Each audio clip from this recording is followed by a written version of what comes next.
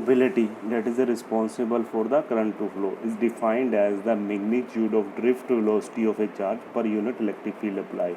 So it is a ratio of drift velocity to the electric field represented by the mu. If we put the value of drift velocity, that is small e capital E tau upon m in this Vd, here the E cancel out, that mobility comes out to be small e tau upon m. Okay, so if we take the mobility of electron and that of positive ion are nothing that are the holes, that are also called the holes. So in terms of electron like this, in the terms of positive ion this. So we see there is nothing difference, the relation remains same. So in both the cases, that mobility is inversely proportional to the time. In semiconductor, as we see, the mobility of electron are greater than that of the positive ion or the hole. Why? Because the mass of the electron is less than the mass of the hole. As mobility is inversely proportional to mass, so that's why the mobility of electron is greater than the hole. If we go to the SI unit, we put the value of velocity, that is meter second inverse, and the electric field, that is Newton Coulomb minus 1. So it is meter second inverse Newton minus 1 Coulomb, or meter square second inverse, that is V minus 1. That is the whole relation.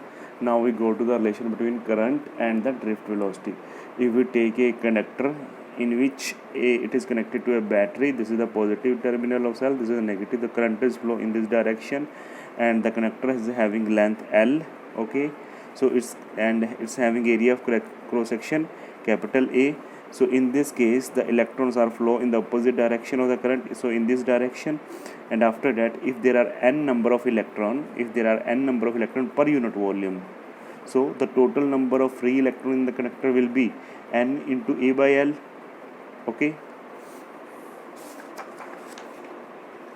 after that, if E is the charge on each electron, then the total charge on the conductor will be the total electron into the charge on one electron, that is NeAl. So electron move from right to left in time, let's say t. Electron move from right to left, let's say in time t, then that time t is equal to distance per unit velocity. So the distance covered by the length of this conductor, that is L, and the velocity is the Vd, let's say the drift velocity. So L upon Vd.